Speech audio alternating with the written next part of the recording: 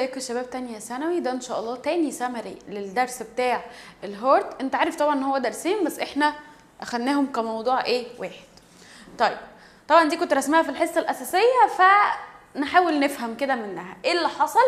كنا بنقول ان الدم بتاعي والليمف بتاعي بيرموا الاكل بالكربون دايوكسيد في الاوضه اللي اسمها الرايت اتريوم.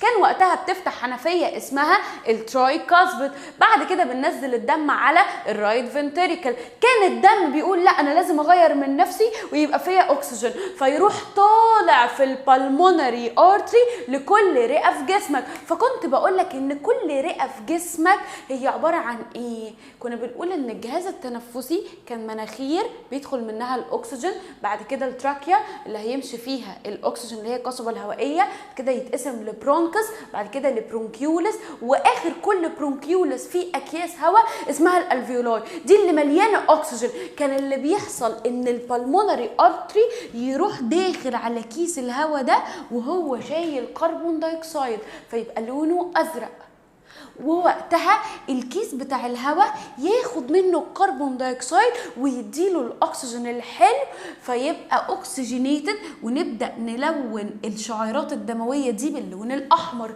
كده الدم بتاعي بقى فيه اكسجين، هيبدا يخرج من الرئه ديت ب2 فين ومن الرئه دي ب2 فين، يعني 4 بالمونري فين هيدخلوا على الليفت اتريوم. بعدها الليفت اتريوم هتفتح الفولف اللي اسمها البايكاسبيد، هتنزل الدم اللي بقى فيه اكسجين على الليفت فنتريكل. بعد كده الليفت فنتريكل عندها ادخل حيطه فيها عضلات تعمل كونتراكشن قوي، هتروح ممشيه الدم في الاورطه. الاورطه كان فيه حنفيه اسمها الاورتيك فولف نوعها سيمي لونر. الاورطه يتفرع لارتريول، والارتريول تتفرع لبلاد كابيلاري، والبلاد كابيلاري تدخل على كل سيل تديها الفود والاكسجين بعمليه اسمها السيلولار ريسبيريشن، تبدا تاخد الفود والاكسجين وتحرقهم وتطلع طاقه، فتبقى السيلز عندها طاقه، بس وقتها بيطلع ويستس وكربون دايوكسيد مش عايزينه، فيقوم ملفوف او ملموم في الكابيلاري اللي هي البلاد كابيلاري، ويتلم في الفينيول، والفينيول يتلم في الفين، والفين ده اللي هو داخل اصلا في الرايت اتريوم اللي اسمه الفينا كوفا، وتبدا السيركيوليشن دي تحصل كتير. لو جيت قلت لك من اول الرايت فنتريكل طلعنا الدم في البلمونري ارتري، الارتري راح لللنج، اللنج بدلت لي الدم وبقى اوكسجينيتد، وبدا يدخل على القلب من البلمونري فين للاوضه اللي اسمها الليفت اتريوم. لحد كده يبقى انت وقفت للبلمونري سيركيوليشن. قصه البلمونري او السيركل بتاعت البلمونري ان من الليفت من الرايت فنتريكل رحنا الرئه نضفت رجعناها للليفت اتريوم. شكرا. طب في سيركيوليشن تاني اسمه السيستماتيك عندك في المنهج. يعني ايه سيستماتيك؟ من اول ما بتبدا تضخ الدم من الليفت فنتريكل يمشي في الاورطه، الاورطه تتفرع على الارتريول، الارتريول تتفرع على بلاد كابيلاري، الكابيلاري تتلم في الفينيول، الفينيول يتلم في الفين، الفين يخش على الرايت اتريوم. هو ده السيستميك سيركيوليشن من اول ما بنقول للليفت فنتريكل لحد كل الطريق بتاعنا لحد الرايت اتريوم. هو ده السيستماتيك سيركيوليشن. حلو الكلام. طبعا كنا بنقول دول هيعملوا كونتراكشن، الضغط 80 ملم اتش جي، هنا الضغط 120 ملم اتش جي. كده الضغط بنقول عليه الدايستوليك، الصوت بتاع القلب اسمه الضب. كده الضغط 120 سيستوليك، الصوت اسمه اللب. شكرا. طيب مش هراجع لك نفس الكلام تاني عشان ما تملوش مني. عايزين ندخل بقى في الجزء بتاع النهارده او الجزء اللي انا جايه اراجع لكم عليه، اللي هو بتاع البلد والبلاد كلوتينج والليمفاتيك سيستم. هم دول اللي كانوا ناقصينك. لو جينا نتكلم على الدم فهو ايه محتويات الدم؟ ريد بلاد سيلز، وايت بلاد سيلز، بلازما، بليتلتس. ريد بلاد سيلز، وايت بلاد سيلز، بلازما وبليتلتس. يبقى لو جينا نتكلم على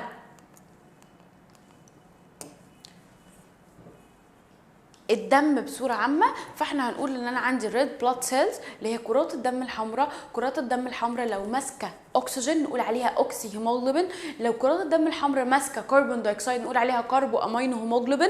لما بتبقى ماسكه الاكسجين بيبقى لونها احمر فاتح، لما بتبقى ماسكه كربون دايوكسيد بيبقى لونها احمر غامق. كرات الدم الحمراء دي يا ولاد ما عندهاش نيوكليوس، لان بسبب الصبغه الحمراء النيوكليوس باظت او ماتت، فبقت الريد بلاد سيلز من غير نيوكليوس. كرات الدم الحمراء جابت الهيموجلوبين بسبب ان انا كان عندي بروتين اسمه الجلوبولين مع شويه حديد اللي انت بتاكله في السبانخ، الاتنين بيتجمعوا وبيعملوا الهيموجلوبولين اللي هي كرات الدم الحمراء. كرات الدم الحمراء بتقعد 120 يوم يعني 4 شهور. طب ولما بيعدوا عليها ال4 شهور قال لك بتتحول للبايل جوس. مين اللي عمل كده؟ الكبد. طب البايل جوس ده هيعمل ايه؟ هيحول لك الفاتس لايمالسيفايد فاتس اللي هي اول خطوه في هضم الدهون. طب خشي لي على الوايت بلاد سيلز. الوايت بلاد سيلز ده جهاز المناعه بتاعك.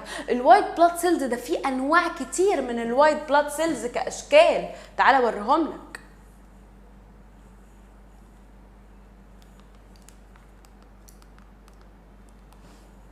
في اشكال كتير، ايزينوفيل وماكروفيج ونيوتروفيل، انواع كتير قوي. قالك بتختلف على حسب النيوكليس اللي جوه. يعني الوايت بلاد سيلز عندها نيوكليس. انت عارف ان الوايت بلاد سيلز بيبقوا 7000 سيل في المليمتر كيوب، يعني تقريبا ولا حاجه. كنا بنقول ان انا لما خدت عينه دم من شخص لقيت 54% بلازما اللي هي الميه اللي في السيل، لقينا 45% كرات دم حمراء، ولقينا 1% وايت بلاد سيلز والبليتلتس اللي هي صفائح الدم. طب لما جينا للبلازما قلنا ان هي 54%. البلازما دي اللي هي ايه؟ كلها ميه، 90% منها ميه وشويه بروتينات زي الالبومين اللي كان بيقلل الميه في الخلايا، زي الجلوبولين اللي كان بيمسك في الحديد ويعمل الهيموجلوبين اللي هي كرات الدم الحمراء، زي الفبرينوجين اللي هنقول عليه دلوقتي بيعمل ايه؟ تجلط دم. لما انت بتتعور هو ده اللي بيلم لك التعويره. طيب بيبقى موجود فيها كمان الهرمونات والانزيمات. حضرتك انت عندك غده فرزت هرمون هتمشيه في الدم، هتمشيه في انهي جزء في الدم؟ في كرات الدم الحمراء وكرات الدم البيضاء ولا صفائح الدم؟ ولا واحده من دول. هنمشيه في الميه اللي في الدم اللي هي البلازما. الانتي بوديز والهرمونات والانزيمز وكل الكلام ده بيبقى موجود في البلازما. طب لو جينا نتكلم على كرات الدم الحمراء، خلاص بقى ما انت قلتي لي اسمها الاريثروسايت، بتبقى معموله من الهيموجلوبولين. قلنا ان بتقعد كام شهر؟ 4 شهور يعني 120 يوم. طب لو عجزت بتتقلب لبايل، بتعمل لك الفات تبقى ايمالسيفايد فات ما فيهاش نيوكليوس. طب لو جينا نتكلم على الوايت بلاد سيلز قلنا ان هي ليها اشكال كتير بس فيها نيوكليوس. قلنا ان هي وصفائح الدم يمثلوا 1% من الدم كله او من العينه السنتيمتر اللي انا كنت واخداه. حلو الكلام. طب لو جينا نتكلم على صفائح الدم لقينا ان صفائح الدم بتعمل حاجه مهمه جدا اسمها البلاد كلوتنج. يعني ايه بلاد كلوتنج؟ يعني هي اللي بتعمل لك التجلط بتاع الدم.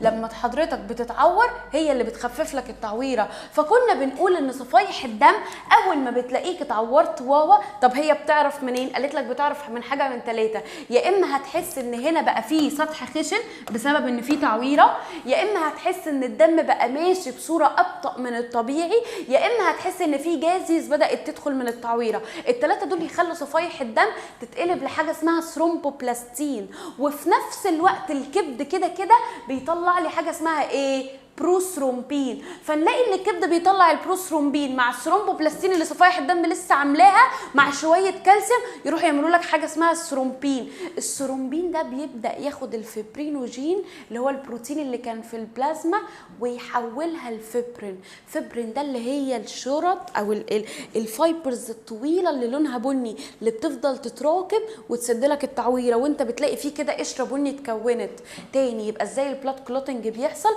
اللي بيحصل ان انا بيبقى عندي صفائح الدم اول ما تحس بحاجه من 3، تحس ان في جازيز دخلت، تحس ان في راف سيرفيس، تحس ان الدم بقى ماشي بصوره ابطا، تروح تعمل ثرومبوبلاستين. وكده كده الكبد في نفس الوقت كان بيعمل ايه؟ بروثرومبين. كده كده الكبد بيطلع بروثرومبين.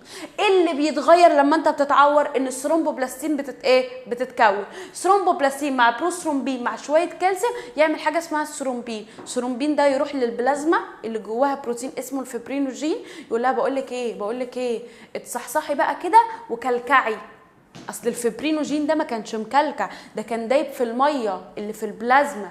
لكن اول ما الثرومبين بيجيله يقوله لا خليك بقى ما بتدوبش في الميه، خليك انسولبل، خليك شرط كده وفايبرز ما بتدوبش في الميه، عشان تبدا تسد التعويره بالفايبرز اللي اسمها الفبرين. طيب اخر حاجه كنت بس عايزه ارجع لك عليها اللي هي ايه؟ الليمفاتيك سيستم. طيب الليمفاتيك سيستم ده يا ولادي جاي من ايه؟ قالك بمنتهى البساطه انت لو عايز تذاكر الليمفاتيك سيستم، فانت لازم تذاكر حاجه من 3. الليمف اللي هو السائل، خليني اقول لك ان السائل هو الوايت بلاد سيلز والبلازما اللي هي الميه، يعني هو اصلا متخصص في الاميونيتي في المناعه عشان في وايت بلاد سيلز بس.